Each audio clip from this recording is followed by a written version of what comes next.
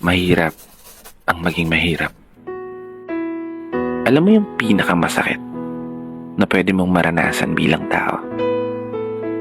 Yun ay ang isilang ka sa mundong ito na wala kang kahit ano.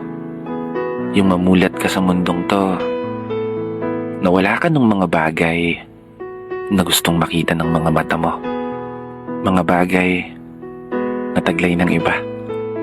Masaganang buhay na meron ng iba. Na di kaya mo. Na pagkasilang nila, agad na nilang natatamo. Kaya minsan, di ko rin maiwasan na tanungin ang kapalaran. Bakit hindi ko nagawang maranasan? Yung isilang na mayroon kang kahit ano na pwede mong pagkukunan. Meron kang mamanahin. May sariling tahanan. Yung tipong umulan man o umaraw, may laman ng mga plato sa pagkainan.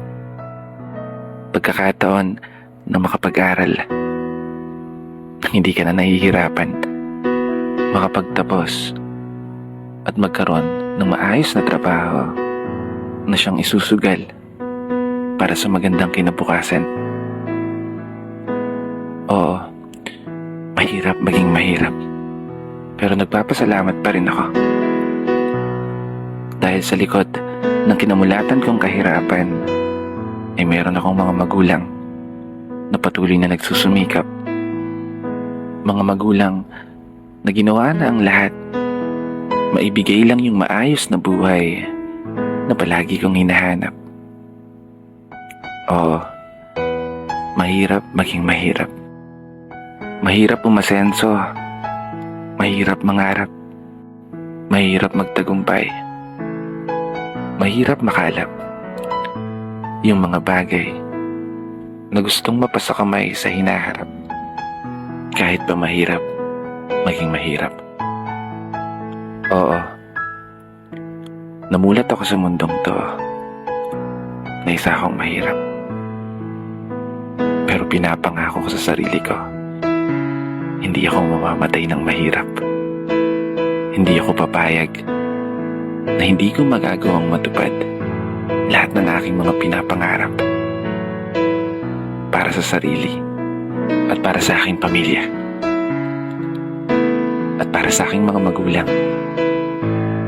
Huwag po kayong mag-alala. Ipapanalo to ng anak nyo. Babaguhin ko yung takbo ng kapalaran na meron tayo. Manood lang kayo dyan. Hindi ko to ipapatalo. Dito na nagtatapos. Naiiyak ako. Kaya isang pagpupugay para sa lahat ng mga tao na patuloy sumasabay sa hamon ng buhay. Ako nga po pala si Brother Matt at ito ang aking munting tula. Sana nagustuhan nyo.